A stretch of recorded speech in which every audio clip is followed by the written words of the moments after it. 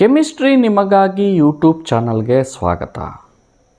Class 12 ಕೆಮಿಸ್ಟ್ರಿಯ solution ಚಾಪ್ಟರ್ನ part 3 ವಿಡಿಯೋದಲ್ಲಿ ನಾವಿಂದು liquid in liquid solution, Raoult's law, ideal and non ideal solutions, difference between ideal and non ideal ಸೊಲ್ಯೂಷನನ್ನು detail ಆಗಿ ತಿಳ್ಕೊಳ್ಳೋಣ. ನಾವು ಪ್ರೀವಿಯಸ್ ವಿಡಿಯೋದಲ್ಲಿ ಒಂದು ಗ್ಯಾಸನ್ನು ಲಿಕ್ವಿಡಲ್ಲಿ ಡಿಸಾಲ್ವ್ ಮಾಡಿ ತಯಾರು ಮಾಡಿದಂತಹ ಸೊಲ್ಯೂಷನ್ನ ಬಗ್ಗೆ ಡೀಟೇಲ್ ಆಗಿ ಡಿಸ್ಕಷನ್ ಮಾಡಿದ್ವಿ.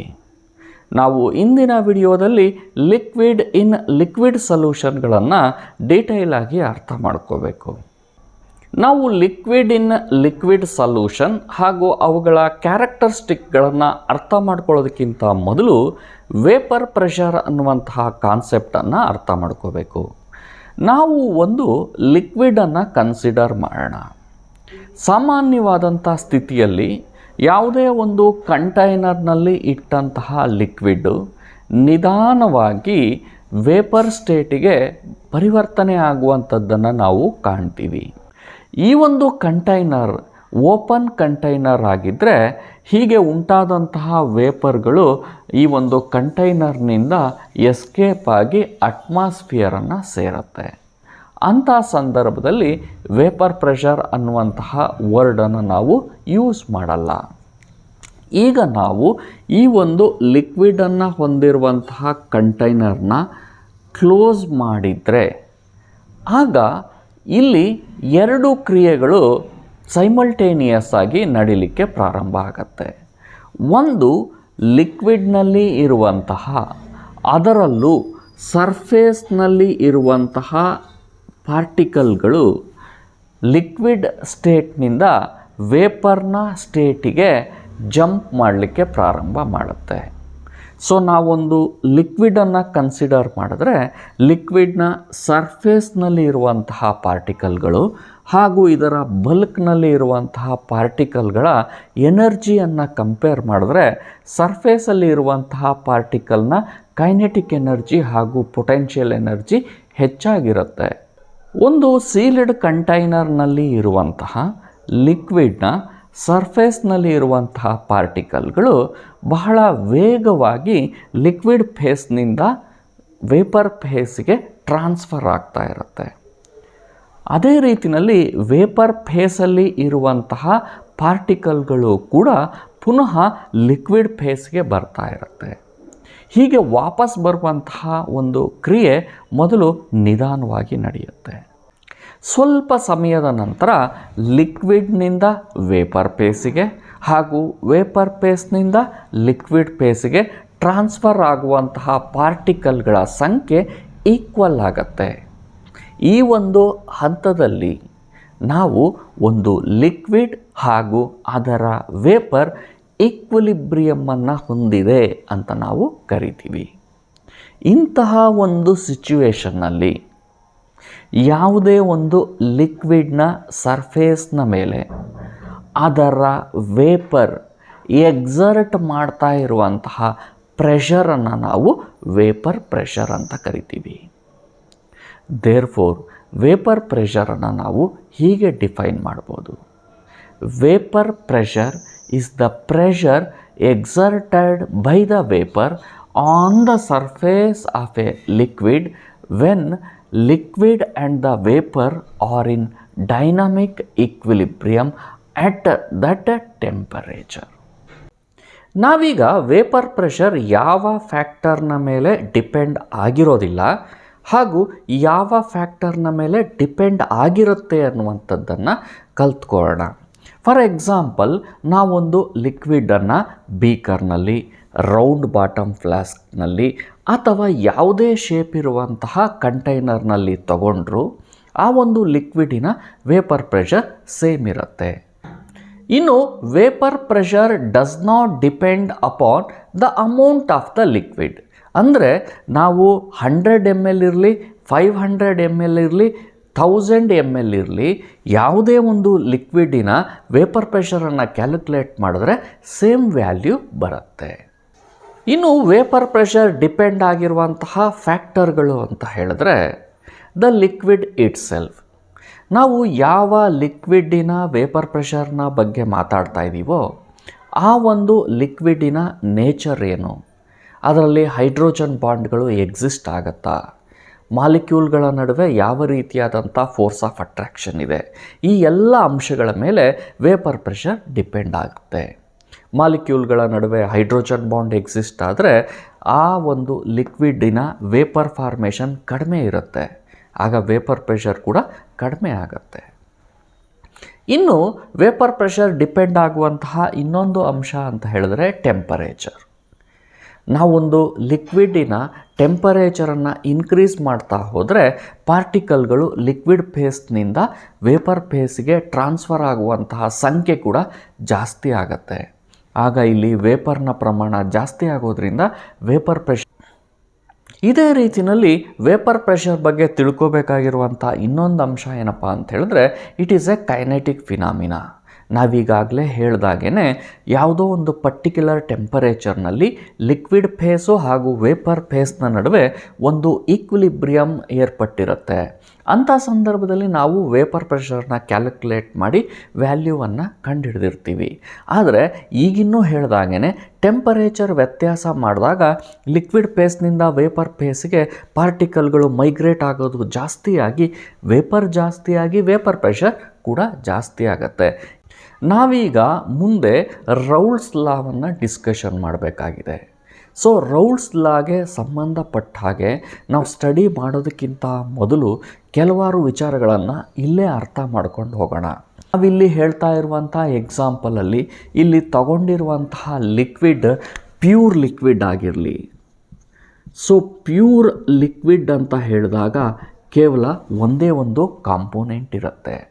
ಹಾಗಾಗಿ ಇದು ಒಂದು ಪ್ಯೂರ್ ಲಿಕ್ವಿಡ್ ಆಗಿದೆ ಹಾಗೂ ಆ ಪ್ಯೂರ್ ಲಿಕ್ವಿಡಿನ ಪ್ಯೂರ್ ವೇಪರ್ ಆಗಿದೆ. ಈ ರೀತಿಯಾದಂತಹ ವೇಪರ್ ಲಿಕ್ವಿಡ್ ಸರ್ಫೇಸ್ನ ಮೇಲೆ ಏರ್ಪಡಿಸುವಂತಹ ವೇಪರ್ ಪ್ರೆಷರನ್ನು ನಾವು ಯಾವಾಗಲೂ P0 ಅನ್ನುವಂತಹ ಲೆಟರ್ನಿಂದ ರೆಪ್ರೆಸೆಂಟ್ ಮಾಡ್ತೀವಿ. ಸೊ P0 ಅಂತ ಹೇಳಿದ ತಕ್ಷಣ it is the vapour pressure of a pure liquid ಅಂಥೇಳಿ ಅರ್ಥ ಮಾಡ್ಕೋಬೇಕು. ನಾವೀಗ ಲಿಕ್ವಿಡ್ ಸೊಲ್ಯೂಷನ್ಗಳನ್ನು ಸ್ಟಡಿ ಮಾಡಬೇಕಾಗಿರೋದ್ರಿಂದ ಲಿಕ್ವಿಡ್ ಸೊಲ್ಯೂಷನಲ್ಲಿ ಒಂದಕ್ಕಿಂತ ಹೆಚ್ಚು ಲಿಕ್ವಿಡ್ ಕಾಂಪೋನೆಂಟ್ಸ್ ಇರುತ್ತೆ. ಈ ಎರಡು ಕಾಂಪೋನೆಂಟ್ಗಳಲ್ಲಿ ಒಂದು ಲಿಕ್ವಿಡ್ ಕಾಂಪೋನೆಂಟ್ ಹೆಚ್ಚಾಗಿರುತ್ತೆ, ಇನ್ನೊಂದು ಲಿಕ್ವಿಡ್ ಕಾಂಪೋನೆಂಟ್ ಕಡಿಮೆ ಇರುತ್ತೆ. ಸೊ ಕಡಿಮೆ ಇರುವಂತಹ ಲಿಕ್ವಿಡ್ ಕಾಂಪೋನೆಂಟನ್ನು ನಾವು ಸಾಲ್ಯೂಟ್ ಅಂತ ಕರಿತೀವಿ. ಹೆಚ್ಚು ಇರುವಂತಹ ಲಿಕ್ವಿಡ್ ಕಾಂಪೋನೆಂಟನ್ನು ನಾವು ಸಾಲ್ವೆಂಟ್ ಅಂತ ಹೇಳಿ ಕರಿತೀವಿ. ನಮ್ಮ ರೌಲ್ಸ್ ಲಾ ಹಾಗೂ ಮುಂದಿನ ಎಲ್ಲ ಡಿಸ್ಕಷನ್ನಲ್ಲಿ ಈ ರೀತಿ ಎರಡೆರಡು ಕಾಂಪೋನೆಂಟ್ಗಳಿರುವಂತಹ ಲಿಕ್ವಿಡ್ಗಳಲ್ಲಿ ಲಿಕ್ವಿಡ್ ಕಾಂಪೋನೆಂಟ್ಗಳು ಉಂಟು ಮಾಡುವಂತಹ ವೇಪರ್ನ ಪ್ರೆಷರನ್ನು ನಾವು P ಅನ್ನುವಂತಹ ಅಕ್ಷರದಿಂದ ರೆಪ್ರೆಸೆಂಟ್ ಮಾಡ್ತೀವಿ. ಇಲ್ಲಿ P ಅಂತ ಹೇಳಿದಾಗ partial pressure of the liquid component in the solution ಅಂತ ಹೇಳಿ ಅನ್ಕೋಬೇಕು. ನಾನೀಗಾಗಲೇ ಹೇಳ್ದಾಗೇ ಸೊಲ್ಯೂಷನಲ್ಲಿ ಎರಡು ಕಾಂಪೋನೆಂಟ್ ಇರೋದ್ರಿಂದ ಅದರಲ್ಲಿ ಇರುವಂತಹ ಸಾಲ್ವೆಂಟ್ ಲಿಕ್ವಿಡ್ ಕಾಂಪೋನೆಂಟ್ ಉಂಟು ಮಾಡಿರುವಂತಹ ವೇಪರ್ ಪ್ರೆಷರನ್ನು ನಾವು PA ಅಂಥೇಳಿ ಬರಿತೀವಿ. ಅದೇ ರೀತಿಯಲ್ಲಿ ಇನ್ನೊಂದು ಲಿಕ್ವಿಡ್ ಕಾಂಪೋನೆಂಟ್ ಆದಂತಹ ಸಾಲ್ಯೂಟ್ ಅದು ಉಂಟು ಮಾಡಿರುವಂತಹ ವೇಪರ್ ಪ್ರೆಷರನ್ನು ನಾವು PB ಅನ್ನುವಂತಹ ಲೆಟರ್ನಿಂದ ರೆಪ್ರೆಸೆಂಟ್ ಮಾಡ್ತೀವಿ. ನಾವು ಮುಂದಿನ ಸ್ಟಡೀಸ್ಗೆ ಈ ಮೂರು ಲೆಟರ್ಗಳನ್ನು ಸರಿಯಾಗಿ ನೆನ್ಪಿಟ್ಕೊಂಡಿರಬೇಕು. P0 ಅಂತ ಹೇಳಿದ್ರೆ vapour pressure of pure liquid. ಇನ್ನು PA ಅಂತ ಹೇಳಿದ್ರೆ it is partial vapour pressure of solvent component in the solution. ಹಾಗೂ PB ಅಂತ ಹೇಳಿದ್ರೆ partial vapour pressure of solute component in the solution. ನಾವೀಗ ವೇಪರ್ ಪ್ರೆಷರನ್ನು ಅರ್ಥ ಮಾಡ್ಕೊಂಡಿದ್ದೀವಿ.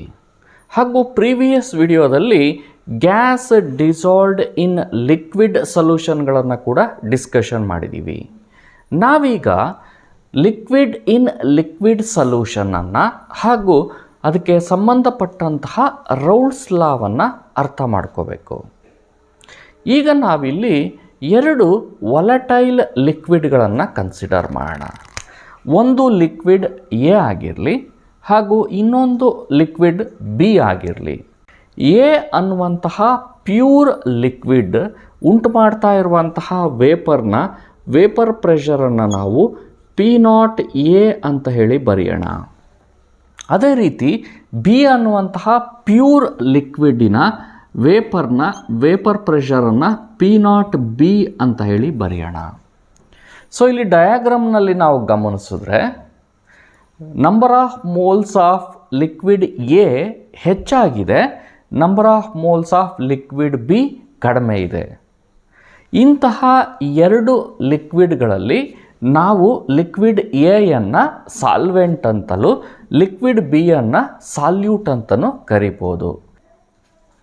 ಈಗ ಇಲ್ಲಿ ಒಂದು ಇಂಟ್ರೆಸ್ಟಿಂಗ್ ಆದಂಥ ಪ್ರಶ್ನೆ ಏನಪ್ಪ ಅಂತ ಹೇಳಿದ್ರೆ, ಎ ಲಿಕ್ವಿಡನ್ನು ಹಾಗೂ ಬಿ ಲಿಕ್ವಿಡನ್ನು ಮಿಕ್ಸ್ ಮಾಡಿದ ಮೇಲೆ ಉಂಟಾಗಿರುವಂಥ ಸೊಲ್ಯೂಷನಿನ ಮೇಲ್ಭಾಗದಲ್ಲಿ ಎನ ವೇಪರ್ಗಳು ಹಾಗೂ ಬಿನ ವೇಪರ್ಗಳು ಆಗಿರುತ್ತೋ ಈ ವೇಪರ್ ಪ್ರೆಷರ್ ಮೊದಲು ಇದ್ದ ಹಾಗೆ P0A ಹಾಗೂ P0B ಇರುತ್ತಾ?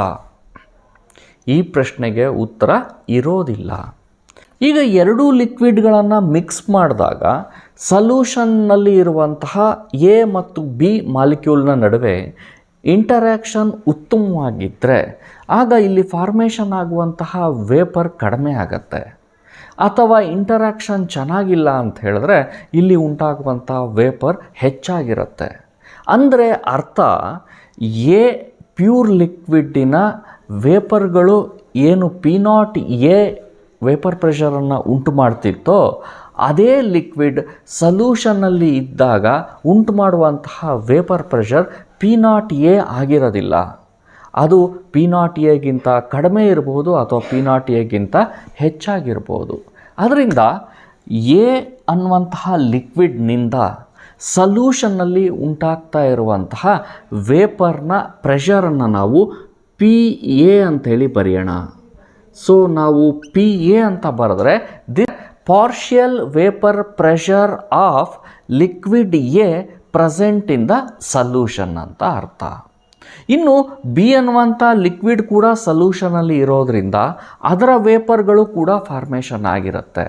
ಆದರೆ ಇಲ್ಲಿ ಫಾರ್ಮೇಷನ್ ಆಗುವಂತಹ ವೇಪರ್ ಪ್ರೆಷರ್ P0B ಆಗಿರೋದಿಲ್ಲ. ಆದ್ದರಿಂದ ಇದನ್ನು ಡಿಫ್ರೆಂಟ್ ಆದಂಥ ಲೆಟ್ರಲ್ಲಿ ಬರಿತೀವಿ PB. Here PB is the partial vapor pressure of the component B present in the liquid. So ಈಗ ಈ ಒಂದು ವಿಚಾರವನ್ನು ಫ್ರಾನ್ಸಿನ ರೌಲ್ಸ್ ಅನ್ನುವಂಥ ಸೈಂಟಿಸ್ಟು ಫೈಂಡ್ ಔಟ್ ಮಾಡ್ದ. ಸೊ ಆತ ಕಂಡುಹಿಡಿದ ಪ್ರಕಾರ ಇಲ್ಲಿ ಉಂಟಾಗಿರುವಂತಹ ವೇಪರ್ ಹಾಗೂ ಅದು ಉಂಟು ಮಾಡುವಂತಹ vapour pressure on the surface of the solution ಯಾವುದರ ಮೇಲೆ ಡಿಪೆಂಡ್ ಆಗಿರುತ್ತೆ ಅಂತ ಹೇಳಿದ್ರೆ the mole fraction of that component in the ಸೊಲ್ಯೂಷನ್ನ ಮೇಲೆ ಡಿಪೆಂಡ್ ಆಗಿರುತ್ತೆ. ಈಗ ನಾವು ಒಂದು ಎಕ್ಸಾಂಪಲ್ನ ಮೂಲಕ ಈ ಒಂದು ವಿಚಾರವನ್ನು ಅರ್ಥ ಮಾಡ್ಕೊಳ್ಳೋಣ.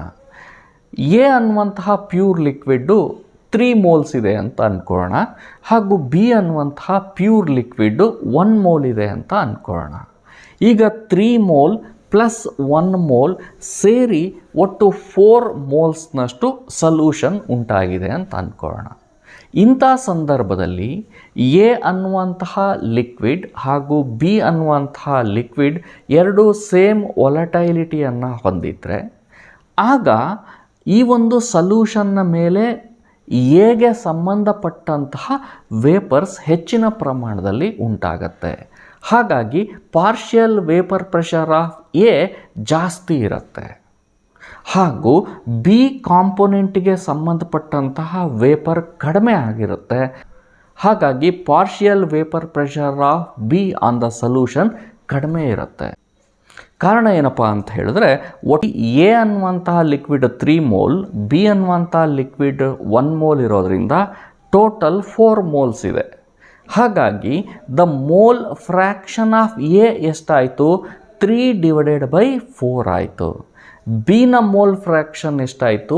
1/4 ಆಯಿತು. ಅಂದರೆ ಈ ಒಂದು ಸೊಲ್ಯೂಷನ್ನಲ್ಲಿ ಮೋಲ್ ಫ್ರ್ಯಾಕ್ಷನ್ ಆಫ್ ಎನ ವ್ಯಾಲ್ಯೂ ಹೆಚ್ಚಿದೆ. ಹಾಗಾಗಿ ಇದರ ಮೇಲೆ ಉಂಟಾಗಿರುವಂತಹ ವೇಪರ್ನ partial vapour pressure of A ಕೂಡ ಜಾಸ್ತಿ ಇರುತ್ತೆ. ಇಲ್ಲಿ ಉಂಟಾಗಿರುವಂತಹ ಎ ಅನ್ನುವಂತಹ ಲಿಕ್ವಿಡ್ನ partial vapour pressure that is P A is directly proportional to mole fraction of A present in a solution. Mole fraction of A ಯನ್ನು ನಾವು XA ಅಂಥೇಳಿ ಬರಿತೀವಿ. ಸೊ ನಾವಿದನ್ನು mathematical form of Raoult's law ಅಂತ ಹೇಳ್ಬೋದು. ಅದೇ ರೀತಿಯಲ್ಲಿ ಬಿಗೆ ಬರೆದ್ರೆ ನಾವು partial vapour pressure of B component in the solution P B is directly proportional to mole fraction of B component in the solution that is XB. Therefore Raoult's law ವನ್ನು ಈ ರೀತಿಯಲ್ಲಿ ಡಿಫೈನ್ ಮಾಡಬಹುದು. In a solution of volatile liquids the partial pressure of each component in the vapor phase is directly proportional to mole fraction of each component in the solution. ಈ ರೀತಿಯಲ್ಲಿ ರೌಲ್ಟ್ಸ್ ಲಾವನ್ನು define ಮಾಡ್ಬೋದು. ನಾವೀಗ ರೌಲ್ಟ್ಸ್ ಲಾವನ್ನು detail ಆಗಿ ನೋಡೋಣ. ನಾವೀಗ ರೌಲ್ಟ್ಸ್ ಲಾವನ್ನು detail ಆಗಿ ಅರ್ಥ ಮಾಡ್ಕೊಳ್ಳೋಣ. ಇಲ್ಲಿ ಎ ಮತ್ತು ಬಿ ಅನ್ನುವಂತಹ ವಾಲಟೈಲ್ ಆ್ಯಂಡ್ ಪ್ಯೂರ್ ಲಿಕ್ವಿಡ್ಗಳನ್ನು ಮಿಕ್ಸ್ ಮಾಡಿ ಸೊಲ್ಯೂಷನನ್ನು ತಯಾರು ಮಾಡಿದ್ದೀವಿ. ಎ ಲಿಕ್ವಿಡಿನ ವೇಪರ್ ಪ್ರೆಷರ್ ಪಿ ನಾಟ್ಗೆ, ಬಿ ಲಿಕ್ವಿಡ್ನ vapour pressure P not B. ಇವೆರಡನ್ನ ಮಿಕ್ಸ್ ಮಾಡಿದಾಗ ಉಂಟಾಗಿರುವಂತಹ ಸೊಲ್ಯೂಷನ್ನಲ್ಲಿ ಎ ಕಾಂಪೋನೆಂಟ್ಗೆ ಸಂಬಂಧಪಟ್ಟ ಹಾಗೆ partial vapour pressure of A is P A, partial vapour pressure of B is P B ಆಗಿದೆ. ಈ ಒಂದು ಸೊಲ್ಯೂಷನನ್ನು ಮಿಕ್ಸ್ ಮಾಡುವಂಥ ಸಂದರ್ಭದಲ್ಲಿ ಇಲ್ಲಿ ಎನ್ ಎ ಮೋಲ್ಸ್ನಷ್ಟು ಎ ಲಿಕ್ವಿಡನ್ನು, ಎನ್ ಬಿ ಮೋಲ್ಸ್ನಷ್ಟು ಬಿ ಲಿಕ್ವಿಡನ್ನು ಮಿಕ್ಸ್ ಮಾಡಿದ್ದೀವಿ ಅಂತ ಅಂದ್ಕೊಳ್ಳೋಣ. ಹಾಗಿದ್ರೆ ಈ ಒಂದು ಸೊಲ್ಯೂಷನ್ನಲ್ಲಿರುವಂತಹ total number of moles of A and B ಅನ್ನು N A plus N B ಅಂಥೇಳಿ ಬರ್ಕೋಬೋದು. Therefore, mole fraction of A in the solution ಇದನ್ನು ನಾವು XA ಅಂಥೇಳಿ ಬರಿತೀವಿ, which can be given by NA divided by NA plus NB ಅಂಥೇಳಿ ಬರ್ಕೋಬೋದು. ಇನ್ನು B ಲಿಕ್ವಿಡ್ನ mole ಫ್ರ್ಯಾಕ್ಷನನ್ನು ಬರೆದ್ರೆ ಅದನ್ನು XB equals N B divided by N A plus N B ಅಂಥೇಳಿ ಬರ್ಕೋಬೋದು. ಈಗ ರೌಲ್ಟ್ಸ್ ಲಾನ ಪ್ರಕಾರ partial vapour pressure of A component on the solution that is P A is directly proportional to mole fraction of A present in the solution that is X A ಅಂಥೇಳಿ ಬರ್ಕೋಬೋದು. ಈಗ ನಾವಿಲ್ಲಿ proportionality ಸೈನನ್ನು ತೆಗೆದು equals ಅಂತ ಹಾಕಿದ್ರೆ P A equals K into X A ಅಂಥೇಳಿ ಬರಿಬೋದು. ಇದಕ್ಕೆ ನಾವು ಈಕ್ವೇಷನ್ 1 ಅಂತ ಹೇಳಿ ಅಂದ್ಕೊಳ್ಳೋಣ. ನಾವೀಗ ಇಲ್ಲಿ ಕೆನ ವ್ಯಾಲ್ಯೂವನ್ನು ಕ್ಯಾಲ್ಕುಲೇಟ್ ಮಾಡಬೇಕು. ಕೆ ವ್ಯಾಲ್ಯೂವನ್ನು ಕ್ಯಾಲ್ಕುಲೇಟ್ ಮಾಡಲಿಕ್ಕೆ ಹೀಗೆ ನಾವು ಹೈಪೋಥೆಟಿಕಲ್ ಆಗಿ ಯೋಚನೆ ಮಾಡೋಣ.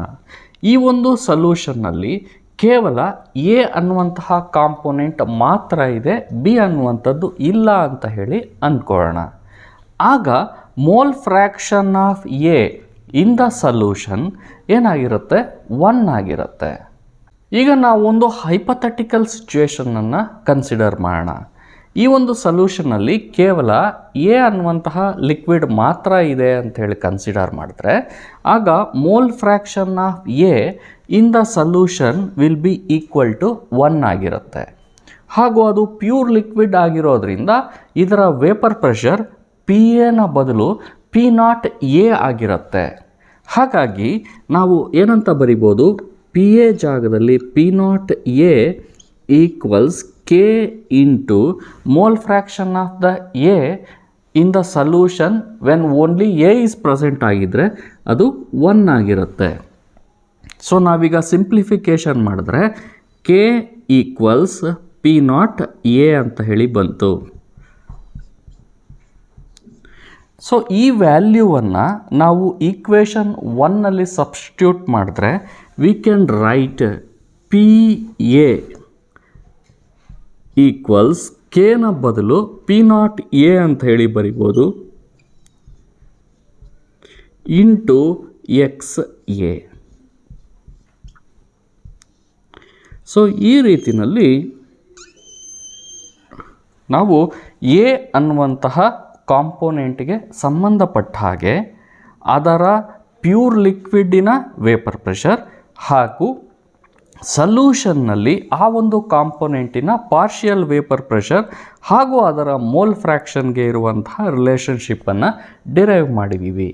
ಇದೇ ರೀತಿಯಲ್ಲಿ ಬಿ ಅನ್ನುವಂತಹ ಕಾಂಪೋನೆಂಟಿಗೆ ನಾವು ಬರೆದ್ರೆ we can write P B equals P not B into X B ಅಂತೇಳಿ ಬರಿಬೋದು.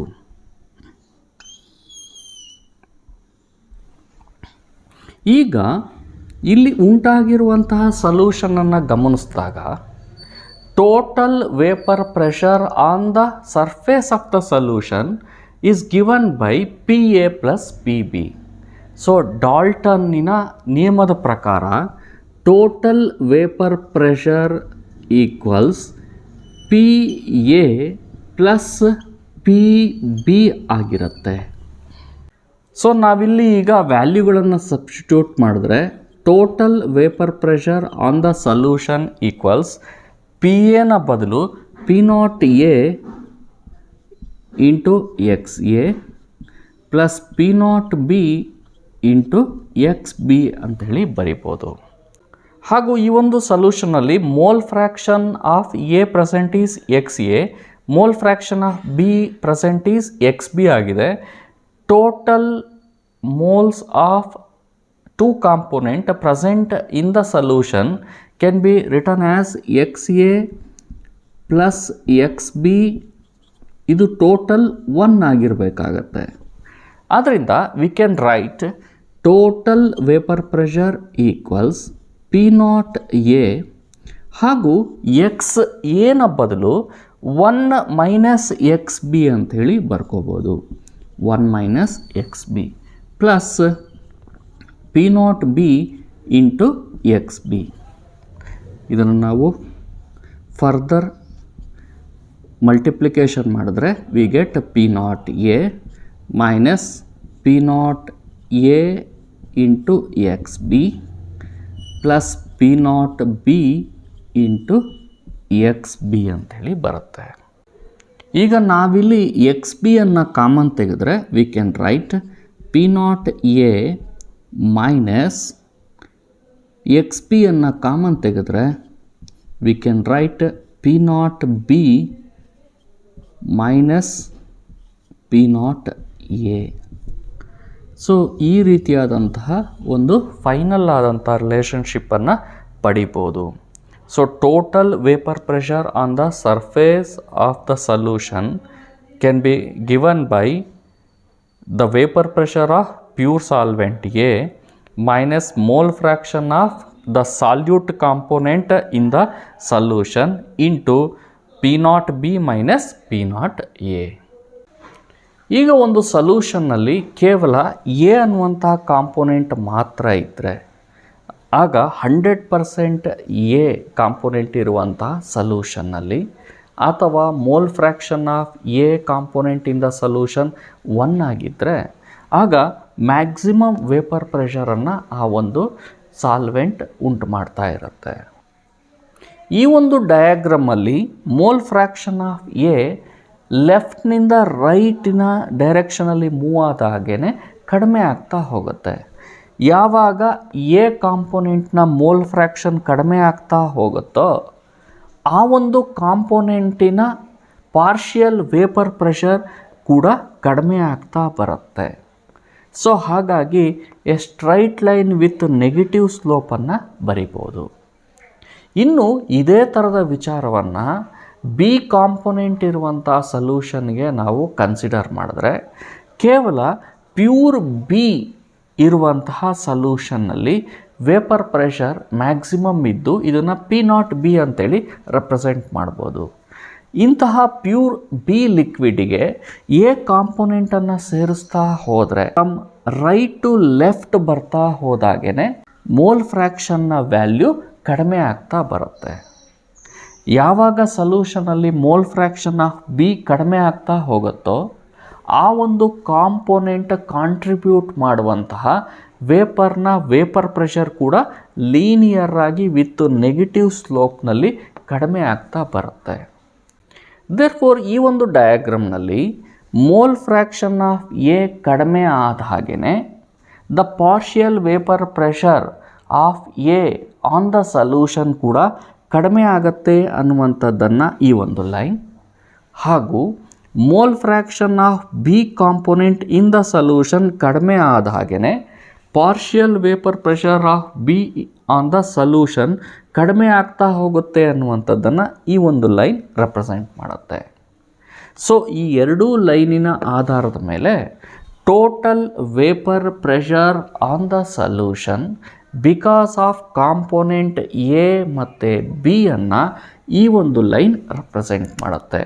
Therefore this line represent P total equals PA plus PB ಅನ್ನು ರೆಪ್ರೆಸೆಂಟ್ ಮಾಡ್ತಾ ಇದೆ. ಯಾವ ಎರಡು ಲಿಕ್ವಿಡ್ಗಳನ್ನು ಮಿಕ್ಸ್ ಮಾಡಿದಾಗ ಆ ಉಂಟಾದಂತಹ ಸೊಲ್ಯೂಷನ್ ರೌಲ್ಸ್ ಲಾವನ್ನು ಎಲ್ಲ ಟೆಂಪರೇಚರ್ ಹಾಗೂ ಪ್ರೆಷರ್ನಲ್ಲಿ ಸ್ಟ್ರಿಕ್ಟಾಗಿ ಫಾಲೋ ಮಾಡುತ್ತೋ ಅಂಥ ಸೊಲ್ಯೂಷನನ್ನು ನಾವು ಐಡಿಯಲ್ ಸೊಲ್ಯೂಷನ್ ಅಂತೇಳಿ ಕರಿತೀವಿ. ಸೊ ಐಡಿಯಲ್ ಸೊಲ್ಯೂಷನ್ನ ಕೇಸ್ನಲ್ಲಿ ಈ ರೀತಿಯಲ್ಲಿ ಡಯಾಗ್ರಾಮ್ನಿಂದ ರೆಪ್ರೆಸೆಂಟ್ ಮಾಡ್ಬೋದು. ಯಾವ ಎರಡು ಲಿಕ್ವಿಡ್ಗಳನ್ನು ಮಿಕ್ಸ್ ಮಾಡಿದಾಗ ಬರುವಂತಹ ಸೊಲ್ಯೂಷನ್ಗಳು ರೌಲ್ಸ್ ಲಾವನ್ನು ಸ್ಟ್ರಿಕ್ಟಾಗಿ ಫಾಲೋ ಮಾಡೋದಿಲ್ವೋ ಅಂಥ ಸೊಲ್ಯೂಷನ್ಗಳನ್ನು ನಾವು ನಾನ್ ಐಡಿಯಲ್ ಸೊಲ್ಯೂಷನ್ ಅಂತೇಳಿ ಕರಿತೀವಿ. ಆಗ ಅವುಗಳನ್ನು ನಾವಿಲ್ಲಿ ಡಯಾಗ್ರಾಮ್ ಮೂಲಕ ರೆಪ್ರೆಸೆಂಟ್ ಮಾಡಿದ್ರೆ ಅವುಗಳ ಡಯಾಗ್ರಾಮ್ನಲ್ಲಿ ಸ್ವಲ್ಪ ವೇರಿಯೇಷನ್ ಬರುತ್ತೆ. ನಾವೀಗ ಐಡಿಯಲ್ ಸೊಲ್ಯೂಷನ್ ಹಾಗೂ ನಾನ್ ಐಡಿಯಲ್ ಸೊಲ್ಯೂಷನ್ ನಡುವೆ ಇರುವಂತಹ ಡಿಫ್ರೆನ್ಸನ್ನು ಅರ್ಥ ಮಾಡ್ಕೊಳ್ಳೋಣ. ಈಗ ಎ ಅನ್ನುವಂತಹ ಲಿಕ್ವಿಡ್ ಹಾಗೂ ಬಿ ಅನ್ನುವಂತಹ ಲಿಕ್ವಿಡನ್ನು ಮಿಕ್ಸ್ ಮಾಡಿ ಒಂದು ಸೊಲ್ಯೂಷನನ್ನು ತಯಾರು ಮಾಡಿದ್ದೀವಿ ಅಂತ ಭಾವಿಸೋಣ. ಈ ಒಂದು ಸೊಲ್ಯೂಷನ್ ಆಲ್ ಟೆಂಪರೇಚರ್ ಹಾಗೂ ಪ್ರೆಷರ್ನಲ್ಲಿ ಸ್ಟ್ರಿಕ್ಟಾಗಿ ರೌಲ್ಸ್ ಲಾವನ್ನು ಫಾಲೋ ಮಾಡ್ತಾ ಇದ್ದರೆ ಅಂತಹ ಸೊಲ್ಯೂಷನನ್ನು ನಾವು ಐಡಿಯಲ್ ಸೊಲ್ಯೂಷನ್ ಅಂಥೇಳಿ ಕರಿತೀವಿ. ಆದರೆ ಎಲ್ಲ ಟೆಂಪರೇಚರ್ ಹಾಗೂ ಪ್ರೆಷರ್ನಲ್ಲಿ ಸ್ಟ್ರಿಕ್ಟಾಗಿ ರೌಲ್ಸ್ ಲಾವನ್ನು ಫಾಲೋ ಮಾಡ್ತಾ ಇಲ್ಲ ಅಂತಂದರೆ ಅಂತಹ ಸೊಲ್ಯೂಷನನ್ನು ನಾವು ನಾನ್ ಐಡಿಯಲ್ ಸೊಲ್ಯೂಷನ್ ಅಂಥೇಳಿ ಕರಿತೀವಿ. ಈ ರೀತಿಯಾದಂತಹ ಡಿವಿಯೇಷನ್ಗೆ ಏನು ಕಾರಣ? ಈಗ ಎ ಅನ್ನುವಂತಹ ಒಂದು ಲಿಕ್ವಿಡ್ನಲ್ಲಿ ಎ ಮತ್ತು ಎ ಪಾರ್ಟಿಕಲ್ ನಡುವೆ ಒಂದು ಫೋರ್ಸ್ ಆಫ್ ಅಟ್ರ್ಯಾಕ್ಷನ್ ಇರುತ್ತೆ. ಅದೇ ರೀತಿ ಬಿ ಅನ್ನುವಂಥ ಲಿಕ್ವಿಡ್ನಲ್ಲಿ ಬಿ ಮತ್ತು ಬಿ ಮಾಲಿಕ್ಯೂಲ್ ನಡುವೆ ಫೋರ್ಸ್ ಆಫ್ ಅಟ್ರ್ಯಾಕ್ಷನ್ ಇರುತ್ತೆ. ಈಗ ಈ ಎ ಮತ್ತು ಬಿನಿಂದ ಆಗಿರುವಂತಹ ಸೊಲ್ಯೂಷನನ್ನು ಕನ್ಸಿಡರ್ ಮಾಡಿದ್ರೆ ಅಲ್ಲಿ ಎ ಮತ್ತು ಬಿ ಪಾರ್ಟಿಕಲ್ನ ನಡುವೆ ಫೋರ್ಸ್ ಆಫ್ ಅಟ್ರ್ಯಾಕ್ಷನ್ ಇರುತ್ತೆ. ಈ ಎಲ್ಲ ಫೋರ್ಸ್ ಆಫ್ ಅಟ್ರ್ಯಾಕ್ಷನ್ಗಳು ಅಂದರೆ ಎ ಮತ್ತು ಎ ನಡುವೆ, ಬಿ ಮತ್ತು ಬಿ ನಡುವೆ ಹಾಗೂ ಸೊಲ್ಯೂಷನ್ನಲ್ಲಿ ಎ ಮತ್ತು ಬಿ ಪಾರ್ಟಿಕಲ್ನ ನಡುವೆ ಇರುವಂತಹ ಫೋರ್ಸ್ ಆಫ್ ಅಟ್ರ್ಯಾಕ್ಷನ್ ಈಕ್ವಲ್ ಆಗಿದ್ದರೆ ಅಂತಹ ಸೊಲ್ಯೂಷನನ್ನು ನಾವು ಐಡಿಯಲ್ ಸೊಲ್ಯೂಷನ್ ಅಂತೇಳಿ ಕರಿತೀವಿ. ಆದರೆ ಎ ಮತ್ತು ಎ ಪಾರ್ಟಿಕಲ್ನ ನಡುವೆ, ಬಿ ಮತ್ತು ಬಿ ಪಾರ್ಟಿಕಲ್ನ ನಡುವೆ ಹಾಗೂ ಸೊಲ್ಯೂಷನ್ನಲ್ಲಿ ಎ ಮತ್ತು ಬಿ ಪಾರ್ಟಿಕಲ್ನ ನಡುವೆ ಇರುವಂತಹ ಫೋರ್ಸ್ ಆಫ್ ಅಟ್ರ್ಯಾಕ್ಷನ್ ಡಿಫ್ರೆಂಟ್ ಆಗಿದ್ದರೆ ಅಂತಹ ಸೊಲ್ಯೂಷನ್ಗಳು ನಾನ್ ಐಡಿಯಲ್ ಸೊಲ್ಯೂಷನ್ಗಳಾಗಿರುತ್ತೆ. ಇನ್ನು ನಮಗೆ ಕಾಮನ್ನಾಗಿ ಪ್ರಾಕ್ಟೀಸ್ ಆಗಿರೋದೇನಪ್ಪ ಅಂತ ಹೇಳಿದ್ರೆ ಎರಡು ಲಿಕ್ವಿಡ್ಗಳನ್ನು ಮಿಕ್ಸ್ ಮಾಡಿದಾಗ ಬರುವಂತಹ ಒಂದು ಸೊಲ್ಯೂಷನಿನ ವಾಲ್ಯೂಮನ್ನು ಸಿಂಪಲ್ ನ್ಯೂಮರಿಕಲ್ ಅಡಿಷನ್ನಿಂದ ಹೇಳಿಬಿಡ್ತೀವಿ. ಫಾರ್ ಎಕ್ಸಾಂಪಲ್ 10 ml ಎ ಲಿಕ್ವಿಡನ್ನು 10 ml ಬಿ ಲಿಕ್ವಿಡ್ನ ಜೊತೆಗೆ ಮಿಕ್ಸ್ ಮಾಡಿದಾಗ 10 + 10 = 20 ml ಸೊಲ್ಯೂಷನ್ ತಯಾರಾಗತ್ತೆ ಅಂತ. ಈ ಒಂದು ಕೇಸ್ ಕೇವಲ ಐಡಿಯಲ್ ಸೊಲ್ಯೂಷನಲ್ಲಿ ಮಾತ್ರ ಸಾಧ್ಯ ಆಗತ್ತೆ. ಅದು ಒಂದು ನಾನ್ ಐಡಿಯಲ್ ಸೊಲ್ಯೂಷನ್ ಆಗಿದ್ದರೆ ಆಗ 10 ml ಪ್ಲಸ್ 10 ml ನಷ್ಟು ಲಿಕ್ವಿಡ್ಗಳನ್ನು ಮಿಕ್ಸ್ ಮಾಡಿದಾಗ ಬರುವಂತಹ ಸೊಲ್ಯೂಷನ್ನಿನ ವಾಲ್ಯೂಮ್ ಇಲ್ಲ 20 mlಗಿಂತ ಸ್ವಲ್ಪ ಹೆಚ್ಚಾಗಿರುತ್ತೆ ಅಥವಾ 20 mlಗಿಂತ ಸ್ವಲ್ಪ ಕಡಿಮೆ ಇರುತ್ತೆ. ಅಂದರೆ ಯಾವುದೇ ಎರಡು ಲಿಕ್ವಿಡ್ಗಳನ್ನು ಮಿಕ್ಸ್ ಮಾಡಿ ಸೊಲ್ಯೂಷನನ್ನು ತಯಾರು ಮಾಡಿದಾಗ ಬರುವಂಥ ಸೊಲ್ಯೂಷನ್ ಐಡಿಯಲ್ ಸೊಲ್ಯೂಷನ್ ಆಗಿದ್ದರೆ ಆ ಒಂದು ಸೊಲ್ಯೂಷನಲ್ಲಿ ಡೆಲ್ಟಾ ವಿ ಮಿಕ್ಸಿಂಗ್ ಈಕ್ವಲ್ಸ್ 0 ಆಗಿರುತ್ತೆ. ಹಾಗೆ ಎರಡು ಲಿಕ್ವಿಡ್ಗಳನ್ನು ಸೇರಿಸಿ ಸೊಲ್ಯೂಷನನ್ನು ತಯಾರು ಮಾಡಿದಾಗ ಬಂದಿರುವಂಥ ಸೊಲ್ಯೂಷನ್ ನಾನ್ ಐಡಿಯಲ್ ಸೊಲ್ಯೂಷನ್ ಆಗಿದ್ದರೆ ಆಗ delta V mixing is not equal to 0 ಆಗಿರುತ್ತೆ. ಇನ್ನು ಯಾವುದೇ ಎರಡು ಲಿಕ್ವಿಡನ್ನು ಸೇರಿಸಿ ಸೊಲ್ಯೂಷನನ್ನು ತಯಾರು ಮಾಡಿದಾಗ ಅದರ ಎಂಥಾಲ್ಪಿನಲ್ಲಿ ಯಾವುದೇ ರೀತಿಯಾದಂಥ ಬದಲಾವಣೆ ಆಗದಿದ್ದರೆ ಅಥವಾ change in enthalpy of mixing 0 ಆಗಿದ್ದರೆ ಅಂತಹ ಎರಡು ಲಿಕ್ವಿಡ್ಗಳನ್ನು ಸೇರಿಸಿ ತಯಾರು ಮಾಡಿದಂಥ ಸೊಲ್ಯೂಷನನ್ನು ನಾವು ಐಡಿಯಲ್ ಸೊಲ್ಯೂಷನ್ ಅಂತೇಳಿ ಕರಿತೀವಿ.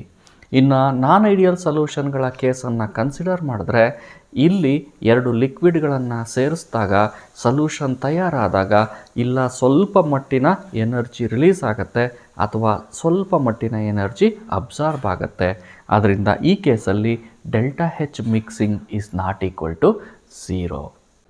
ಡಿಯರ್ ಸ್ಟೂಡೆಂಟ್ಸ್, ನಾವು ಇಂದಿನ ವಿಡಿಯೋದಲ್ಲಿ ರೌಲ್ಟ್ಸ್ ಲಾ, ಐಡಿಯಲ್ ಸೊಲ್ಯೂಷನ್ ಹಾಗೂ ನಾನ್ ಐಡಿಯಲ್ ಸೊಲ್ಯೂಷನ್ ಹಾಗೂ ಡಿಫ್ರೆನ್ಸಸ್ಗಳನ್ನು ಡಿಸ್ಕಷನ್ ಮಾಡಿದ್ದೀವಿ. ನಾವು ಮುಂದಿನ ವಿಡಿಯೋದಲ್ಲಿ non ideal solutions, types of deviations found in non ideal solutions ಹಾಗೂ ಅಜಿಯೋಟ್ರೋಪಿಕ್ ಮಿಕ್ಸ್ಚರ್ಗಳ ಬಗ್ಗೆ ಡಿಸ್ಕಷನ್ ಮಾಡೋಣ. ಇಂದಿನ ವಿಡಿಯೋ ನಿಮಗೆ ಇಷ್ಟ ಆಗಿದೆ ಅಂತ ಹೇಳಿ ಭಾವಿಸ್ತೀನಿ. ಇಷ್ಟ ಆಗಿದ್ದರೆ ಲೈಕ್ ಮಾಡಿ, ಸಬ್ಸ್ಕ್ರೈಬ್ ಮಾಡಿ ಹಾಗೂ ಶೇರ್ ಮಾಡಿ. Thank you.